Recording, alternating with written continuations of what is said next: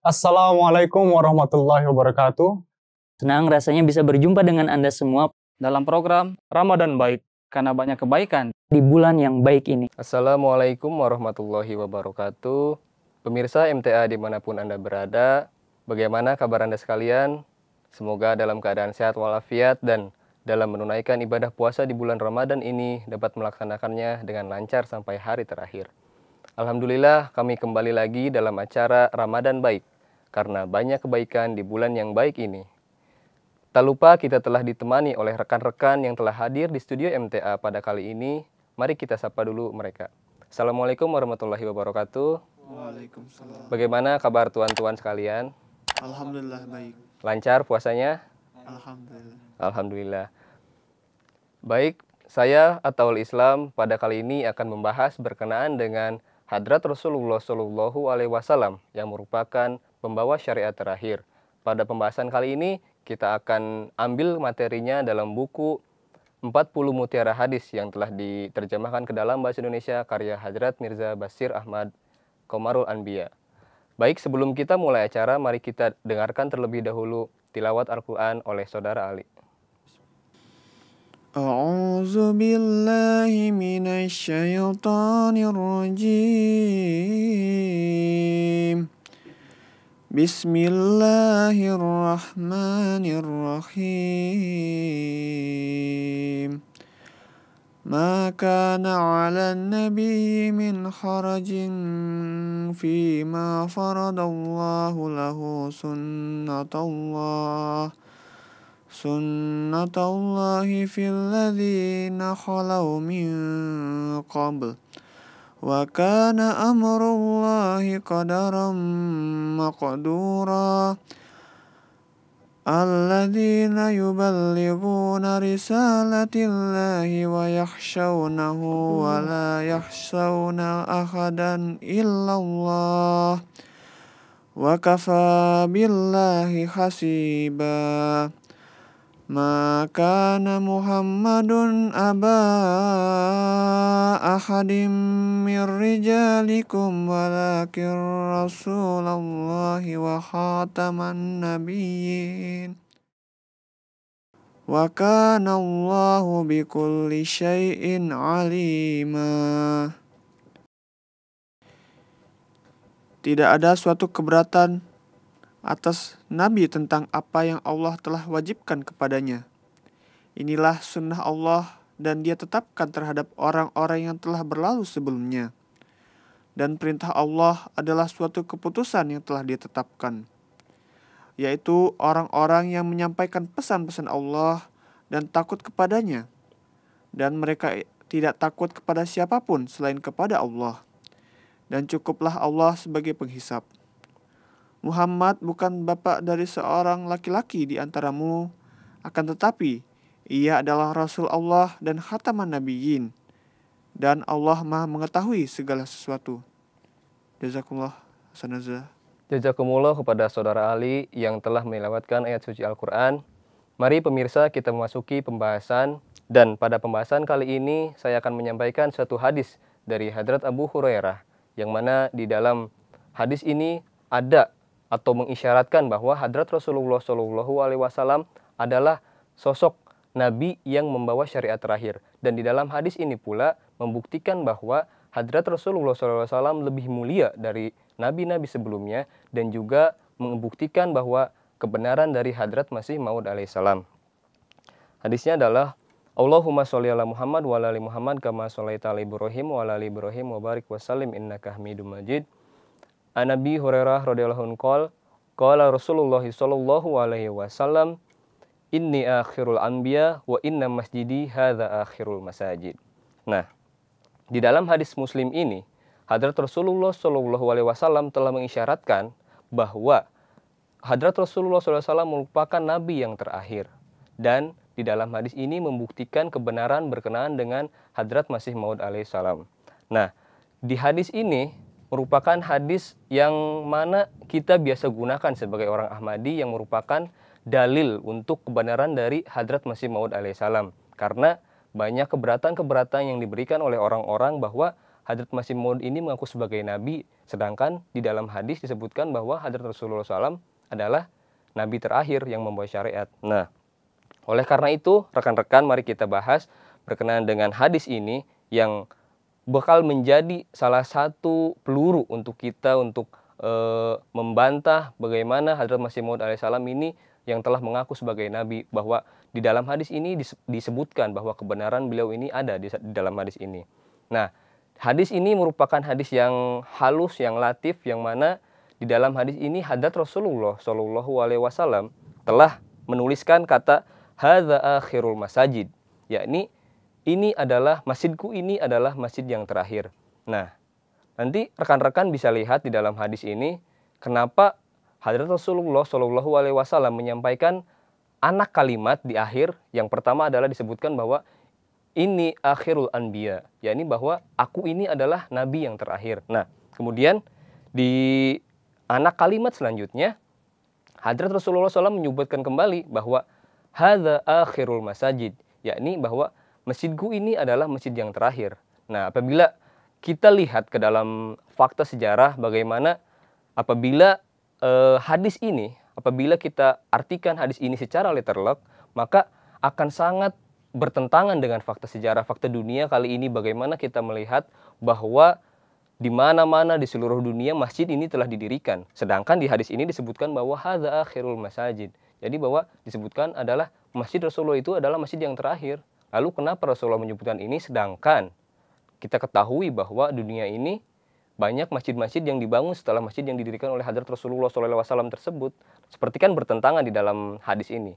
Nah, kita lihat di zaman sekarang bagaimana kondisi zaman ini, bagaimana banyak sekali umat-umat saling berperang satu sama lain, umat-umat muslim satu sama lain saling membunuh, bagaimana para tokoh-tokoh agama yang justru harus memberikan pencerahan, memberikan jalan untuk perdamaian, justru mereka lebih ke arah memberikan provokasi sehingga timbul perseteruan antara satu umat dengan umat yang lain.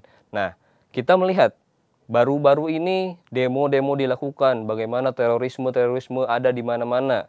Kebetulan saya tadi pagi membuka sosial media bagaimana di Vienna, Australia terjadi serangan teroris yang membunuh beberapa orang. Nah, dari situ kita melihat gimana sih kondisi zaman sekarang ini. Nanti pemirsa MTA pun dapat melihat bagaimana kondisi dunia sekarang ini, keadaan dunia sekarang ini. Nah, kita sebagai umat muslim, sebagai muslim Ahmadi khususnya, apa sih yang ditawarkan, solusi apa yang diberikan oleh Al-Quran, apa yang diberikan oleh Hadrat Rasulullah SAW untuk perdamaian di dunia ini. Nah, oleh karena itu kita harus kembali ke Al-Quran, sunnah Hadrat Rasulullah SAW, hadis para nabi, hadis Nabi Muhammad SAW, dan juga jelas sabda-sabda dari Hadrat Khalifatul Masih Al-Khamis yang sekarang bagaimana beliau memberikan tanggapan, memberikan sanggahan bagaimana berkenaan dengan konflik-konflik yang terjadi di dunia saat ini. Nah, oleh karena itu saya membahas hadis berkenaan dengan Hadrat Rasulullah SAW sebagai nabi terakhir yang membawa syariat. Ini memiliki kaitan yang erat berkenaan dengan kedatangan dari Hadrat Masih Maud alaihissalam. Nah, di dalam hadis ini Hadrat Masih Maud alaihissalam disebutkan bahwa akan adanya seorang nabi lagi. Bagaimana keberatan-keberatan yang diberikan oleh orang-orang Ghair Ahmadi khususnya kepada Hadrat Masih Maud alaihissalam bahwa bagaimana bisa adanya lagi seorang nabi. Nah, oleh karena itu kita jawab melalui hadis ini. Salah satu dalil yang bisa kita gunakan adalah hadis ini. Nah, bagaimana dari hadis ini, hadis yang sangat penting yang menjelaskan berkenaan dengan kebenaran dari Hadrat Rasulullah SAW dan Hadrat Masih Maud alaihissalam. Dari hadis ini kita ketahui bahwa apabila kita lihat bahwa Hadrat Rasulullah SAW adalah nabi terakhir, dan apabila kita artikan secara letterlock, maka itu akan saling bertentangan. Pengertian Al-Quran yang dimaksudkan yang telah tadi ditilawatkan oleh saudara Ali dengan pengertian yang apabila kita artikan secara letterlock. Karena apabila kita artikan secara letterlock berkenaan dengan hadis ini, maka disebutkan bahwa Rasulullah adalah nabi terakhir. Nah, sedangkan pengertian di dalam Al-Quran yang tadi disebutkan berkenaan khatamun nabiyyin adalah maksudnya adalah nabi yang paling sempurna. Nabi yang paling sempurna dari antara nabi-nabi sebelumnya. Nah, oleh karena itu, apabila kita artikan secara literal akan sangat bertentangan. Nah, bagaimana kita ngambil solusinya? Nah, oleh karena itu, kita jangan artikan hadis itu secara literal. Kita harus memaknai apa yang terutama Al-Quran sampaikan. Nah, hadis ini menyesuaikan dengan apa yang disabdakan oleh Hadrat Rasulullah SAW dan apa yang difirmankan oleh Al-Quran sendiri. Nah, bagaimana kita melihat bahwa berkenaan dengan hadis ini, berkenaan dengan khataman nabiyyin, berkenaan dengan nabi yang terakhir, bukan berarti secara literal adalah nabi yang terakhir. Nah, Hadrat Rasulullah SAW menjelaskan bahwa di dalam suatu buku dari Syekh Ibnu Arabi, beliau menjelaskan bahwa an-nubuwatil lati inqata'at biwujudi Rasulullah SAW innama hija nubuwat tasyri'. Jadi kenabian yang telah tertutup dengan datangnya Hadrat Rasulullah SAW ke dunia ini adalah kenabian yang membawa syariat. Nah, oleh karena itu, apabila kita lihat bagaimana Hadrat Masih Maud alaihissalam datang mendakwakan diri sehingga ditentang para gair Ahmadi yang mana mereka tidak mau menerima, itu adalah karena mereka mengartikan secara harfiah berkenaan dengan kenabian ini. Nah, dari hadis ini kita ketahui bahwa bukanlah Hadrat Rasulullah SAW ini adalah nabi yang terakhir. Bukan seperti itu. Apabila kita mengartikan secara literal akan sangat salah. Oleh karena itu kita harus cari padanan, cari arti apa yang maksud dari Al-Quran. Nah, oleh karena itu kita harus sesuaikan dengan Al-Quran berkenaan dengan hadis ini. Nah, kemudian dari sini kita ketahui bahwa di dalam di dalam hadis ini, hadis yang menjelaskan berkenaan dengan Nabi Hadrat Rasulullah SAW adalah nabi yang terakhir. Di sini membuktikan bahwa satu kebenaran dari Hadrat Rasulullah SAW adalah nabi yang paling mulia dari antara nabi-nabi yang lain. Bukan berarti beliau adalah sebagai penutup para nabi. Karena kita ketahui di dalam Al-Quran sendiri telah disebutkan bahwa nikmat-nikmat yang akan didapat oleh umat dari Hadrat Rasulullah SAW adalah salah satunya adalah nikmat kenabian. Ini adalah nikmat yang paling tinggi. Nanti rekan-rekan bisa lihat di dalam Al-Quran, di dalam Quran surah An-Nisa ayat ke-70, di sana disebutkan bahwa nikmat-nikmat yang diberikan kepada para pengikut Hadrat Rasulullah SAW, apa alasannya diberikan? Karena mereka taat, karena mereka mengikuti dengan sepenuh hati Hadrat Rasulullah SAW. Oleh karena itu, Allah Subhanahu wa Ta'ala memberikan ganjarannya sebagai nikmat itu adalah yang pertama adalah nikmat kenabian. Yang kedua adalah kenabian, yang kedua adalah siddiqin. Kemudian syuhada, yang terakhir adalah solehin. Nah, nikmat yang paling utama ini adalah nikmat kenabian yang akan didapatkan oleh pengikut dari Hadrat Rasulullah SAW. Sedangkan apabila kita artikan bahwa Hadrat Rasulullah SAW adalah nabi penutup, sementara itu akan bertolak belakang dengan nikmat yang tadi diberikan. Bagaimana umat Hadrat Rasulullah SAW mendapatkan nikmat kenabian sedangkan Hadrat Rasulullah SAW pun telah menutup kenabian itu. Nah, oleh karena itu arti dari khataman nabiyyin atau nabi terakhir bukan berarti sebagai nabi penutup, akan tetapi sebagai khataman nabiyyin adalah yang paling mulia dari antara para nabi. Dan maksud dari yang paling mulia adalah semua nabi-nabi yang datang sebelum Hadrat Rasulullah SAW telah ditutup, telah diakui, telah dibenarkan kesucian, kebenaran berkenaan dengan kenabian mereka oleh Hadrat Rasulullah SAW. Oleh karena itu, mengapa di dalam Al-Quran Hadrat Rasulullah SAW disebut sebagai khataman nabiyyin? Nah, oleh karena itulah ini menjadi satu dalil, bisa menjadi bantahan bagi kita untuk membantah orang-orang gair Ahmadi yang memberikan keberatan kepada Hadrat Masih Maud alaihissalam bahwa beliau adalah mengapa beliau adalah nabi. Nah, di sini bisa disebutkan, nanti rekan-rekan bisa gunakan salah satu dalil ini. Masih banyak dalil-dalil yang lain yang dapat membuktikan kebenaran dari Hadrat Masih Maud alaihissalam. Ini salah satunya saja. Nanti di pekan-pekan yang akan datang kita akan bahas lagi. Nah, jadi gitu rekan-rekan, dari apa yang kita bahas ini mungkin dari rekan-rekan ada yang penasaran, ada pertanyaan yang ingin diajukan, silahkan diajukan. Siapa yang ingin bertanya? Ya, silahkan ditanyakan. Mengapa Hazrat Masih Maud alaihissalam mendakwakan diri beliau sebagai nabi? Pertanyaan yang bagus. Dari yang tadi saya jelaskan bahwa mengapa Hazrat Masih Maud alaihissalam ini mendakwakan nabi. Ini seperti orang-orang Gair Ahmadi memberikan keberatan kepada kita bagaimana mengapa Hazrat Masih Maud alaihissalam ini mendakwakan sebagai nabi.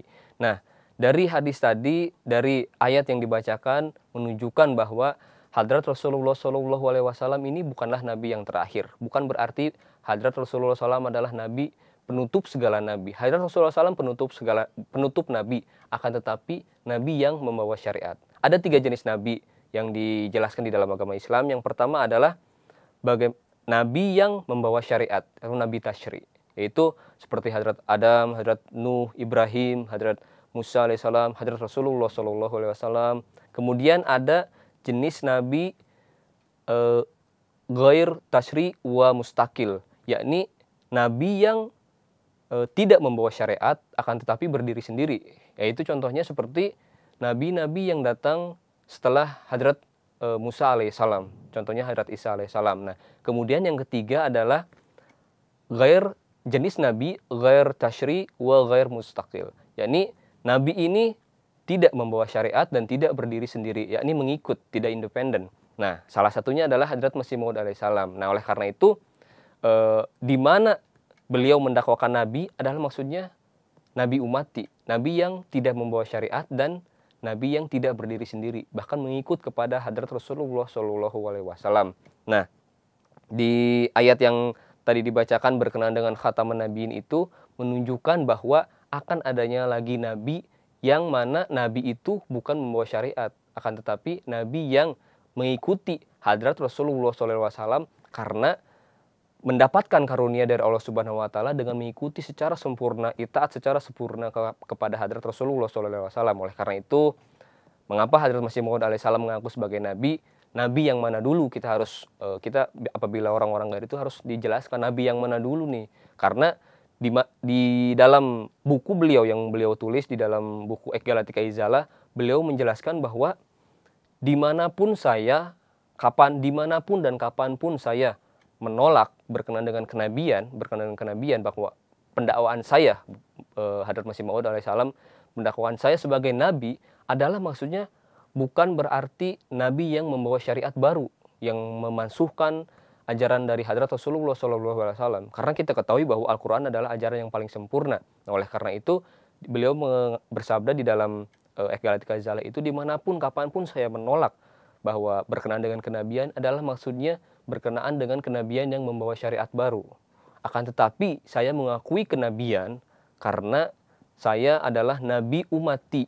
Nah, jadi kenabian yang beliau dapatkan adalah kenabian yang diperoleh karena beliau itaat sepenuhnya kepada Hadrat Rasulullah SAW.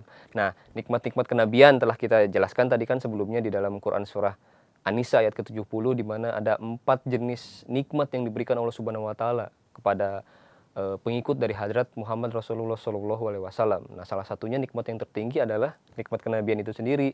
Nah, yang mendapatkan adalah Hadrat Masih Maud alaihissalam karena beliau itaat sepenuhnya kepada Hadrat Rasulullah SAW. Nah, dari situlah mengapa beliau mendakwakan diri sebagai nabi. Nah, itulah salah satu jawaban yang diberikan oleh Hadrat Masih Maud alaihissalam.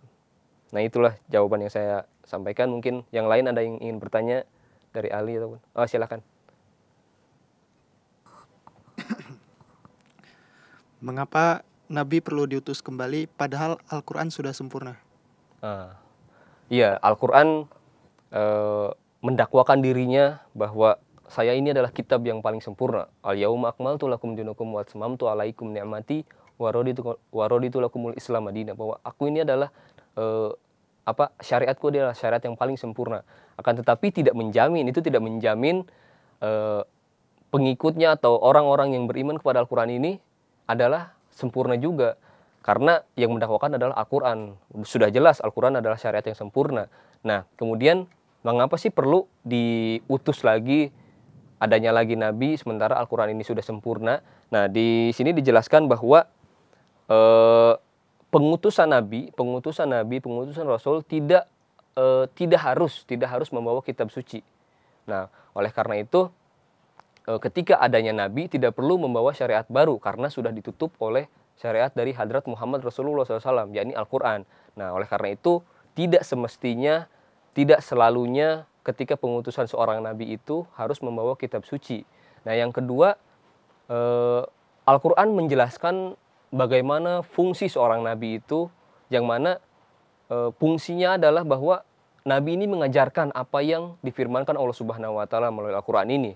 Oleh karena itu ada keterkaitan erat antara seorang nabi dengan kitab suci. Oleh karena itu ketika adanya kitab suci, seorang nabi itu harus ada, yang mana nabi ini akan membimbing ke jalan yang telah diberikan, yang telah ditunjukkan oleh Al-Quran melalui firman-Nya di dalam kitab suci Al-Quran ini. Nah, oleh karena itu ada saling keterkaitan antara nabi dengan kitab suci ini. Kemudian mungkin kita berikan permisalan yang lebih mudah dipahami untuk pemirsa juga yang ada di rumah, bagaimana adanya lagi nabi sedangkan Al-Quran adalah kitab suci yang terakhir. Nah, ini kita permisalkan berkenaan dengan dunia pendidikan. Kita melihat bahwa di kampus-kampus di mana-mana di universitas, untuk mencapai suatu tingkatan atau suatu profesi tertentu, suatu bidang ahli tertentu, tentunya kita harus belajar kepada seorang yang ahli dalam bidang itu. Tidak bisa kita belajar sendiri secara otodidak untuk mendapatkan suatu bidang keahlian, karena dengan kita belajar kepada orang yang memang telah memiliki keahlian, pengalaman dalam bidang tersebut untuk menjadi expert. Jadi kita harus mengikuti, harus mempelajari bagaimana apa yang telah orang-orang itu pelajari. Oleh karena itu penting adanya seorang guru dan juga ajarannya itu. Nah, kita pun kita tahu bahwa apabila di dalam dunia pendidikan saja perlu adanya seorang guru untuk mencapai tahap-tahap tertentu, apalagi dalam masalah kerohanian, apalagi berkenaan dengan kitab suci, syariat terakhir yang merupakan wahyu dari Allah Subhanahu wa taala, sangat penting untuk adanya seorang nabi yang mana kita akan membimbing kita ke jalan yang telah Allah Subhanahu wa taala berikan itu. Baik, jazakumullah atas pertanyaan-pertanyaan yang diberikan. Sebenarnya mungkin dari rekan-rekan masih ada yang ingin ditanyakan berkenaan dengan pembahasan ini, karena ini merupakan salah satu dalil yang sangat penting bagi kita, sebagai pegangan bagi kita sebagai seorang Muslim Ahmadi. Akan tetapi dikarenakan waktu yang terbatas, kita akhiri perjumpaan kita sampai di sini. Semoga dapat bermanfaat bagi kita semua, khususnya bagi saya dan juga bagi pemirsa MTA yang ada di rumah. Baik, jazakumullah rekan-rekan. Terima kasih atas pertanyaan-pertanyaan yang diberikan. Mungkin dari rekan-rekan masih ada yang penasaran yang ingin ditanyakan, akan tetapi karena waktu hanya kita sampai di sini, oleh karena itu kita akan akhiri perjumpaan kita. Pemirsa MTA dimanapun Anda berada, alhamdulillah kita telah sampai kepada acara akhir. Alhamdulillah kita telah membahas berkenaan dengan topik Hadrat Rasulullah SAW adalah pembawa syariat terakhir. Jangan lupa rekan-rekan semua untuk menyaksikan acara Ramadan baik karena banyak kebaikan di bulan yang baik ini. Saya Ataul Islam beserta kru MTA yang bertugas mohon undur diri. Jazakumullah. Assalamualaikum warahmatullahi wabarakatuh.